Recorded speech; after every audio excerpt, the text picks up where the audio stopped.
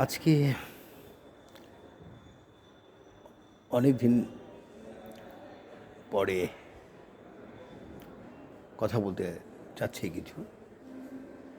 সেটা প্রথমেই মহান আল্লাহর কাছে শুকরিয়া আদায় করি যে আল্লাহ আমাদেরকে সুস্থ রেখেছেন আর একটি সুন্দর দিন এবং সুন্দর সকাল উপহার দিয়েছেন। সেই সাথে স্রষ্টা মঙ্গলময় আল্লাহর প্রশংসা করি। প্রথমেই যে কথাটা বলতে হয় সেটা হলো মানুষকে সর্বপ্রথম জ্ঞান অর্জন করতে হবে। সেই জ্ঞানটা দুই ধরনের জ্ঞান হয়। আমরা ভাবি হয়তো আমরা স্কুল, কলেজ এবং বিশ্ববিদ্যালয়ে শিক্ষা অর্জন করেছি, সার্টিফিকেট নিয়েছি, ডিগ্রি নিয়েছি, এতে হয়তো আমাদের জ্ঞান অর্জিত হয়েছে। হ্যাঁ, অর্জিত হয়েছে, এটা ঠিক। এটা এক ধরনের জ্ঞান যার প্রয়োজন আছে দুনিয়ার জন্য। সেই সাথে আপনাকে আরেকটু গভীর জ্ঞান অন্বেষণের প্রয়োজন হয়, কারণ জ্ঞান ছাড়া আল্লাহ সম্বন্ধে জানা যায় না। সেজন্য বলি, যারা আমার সভায় সভ্য হতে চান তাদের তিনটা বিভাগ, যেটাকে বলতে পারি আমরা আপনাদের বিশ্ববিদ্যালয়ের ভাষায়, আমাদের ভাষায় তিনটা বিভাগ, আর আধ্যাত্মিক জগতের ভাষায় তিনটে স্টেজ বা তিনটে স্তরে আপনাদের প্রবেশ করতে হবে। সে একটা হলো জ্ঞান সভা সভ্য হতে হবে। জ্ঞানের মাধ্যমে স্বয়ং রবের অস্তিত্বের সন্ধান লাভ করতে হবে। নাম্বার 2, মহৎ সভা সভ্য হতে হবে। মহৎ অন্তর্করণ গঠন করতে হবে। অন্তরের অন্তরস্থলে স্বয়ং প্রভুর জায়গা করে দিতে হবে। নাম্বার 3 নাম্বার হলো আপনার তপ বা ইবাদত। তপ সভা সভ্য হতে হবে। কঠোর তপের মাধ্যমে আল্লাহর সান্নিধ্য লাভ করতে হবে। তাহলে প্রথমে আপনাকে যেটা দরকার ছিল জ্ঞান অর্জন করা। জ্ঞানের মাধ্যমে আপনি আল্লাহ সম্বন্ধে জানবেন, স্রষ্টা সম্বন্ধে জানবেন। আজকের এই যে বিষয়টা নিয়ে আমি কথা বলবো চিন্তা করেছি, সে বিষয়টা দীর্ঘ হবে। আজকে প্রথম পর্ব বলবো। যারা এই বিষয়টা নিয়ে কথা শুনতে চান, পর্যায়ক্রমে সেটা আপনারা হয়তো শুনতে পাবেন। সেজন্য আমার পেজটাকে আপনার ফলো দিয়ে রাখবেন, যাতে নতুন যখন ভিডিও আপলোড হয় আপনাদের কাছে যেন পৌঁছে দেয়। কারণ এখানে অল্প সময়ের বেশি ভিডিও আমি আপলোড করতে পারছি না। তো মূল কথায় ফিরে আসি। আজকে যে বিষয়ে আলোচনা করতে চাই সেটা একটি বিতর্কিত বিষয় বলতে পারেন, আলোচিত বিষয়, সমালোচিত বিষয়।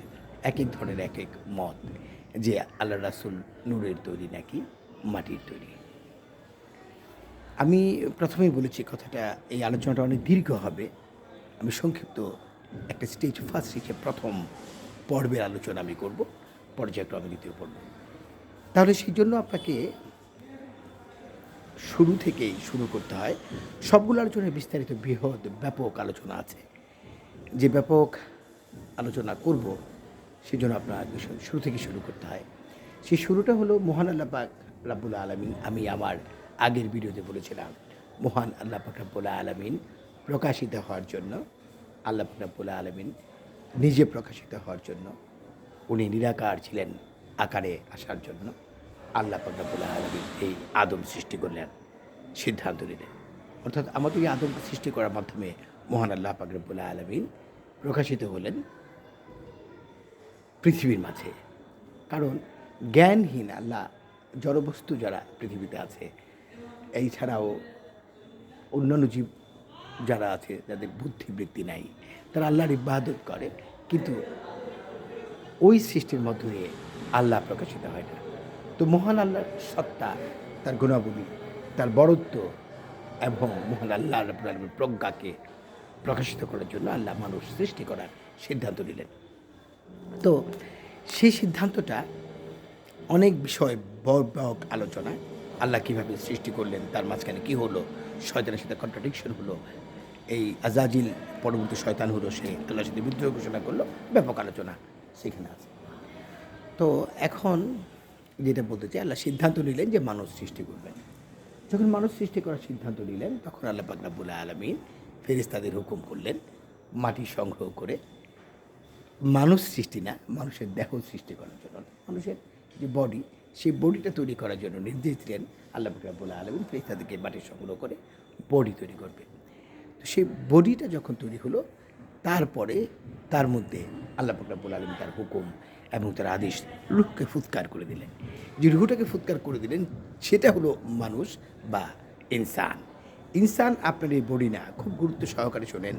ইনসান আপনার এই বডি না, এই বডিটা জাস্ট আপনার ইনসানকে ধারণ করার জন্য একটা মাধ্যম মাত্র।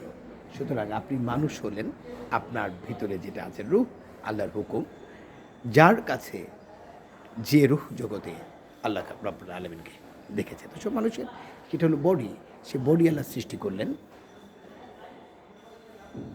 একজনের। এখন বলতে হয় বডি শুধুমাত্র একজনের সৃষ্টি হয়েছিল, সে হলো হযরত আদম আলাইহিসসালাম।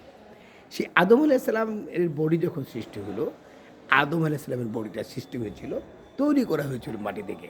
তাহলে আমার, অর্থাৎ আমার আদি যেখান থেকে আমি শুরু, সেই শুরুটা মানে পারফেক্টলি, মানে বস্তুত পক্ষে সেই শুরু হযরত আদম আলাইহিসসালামকে আল্লাহ পাক রব্বুল আলামিন ফেরেশতাদের মাধ্যমে মাটি দিয়ে সৃষ্টি করলেন।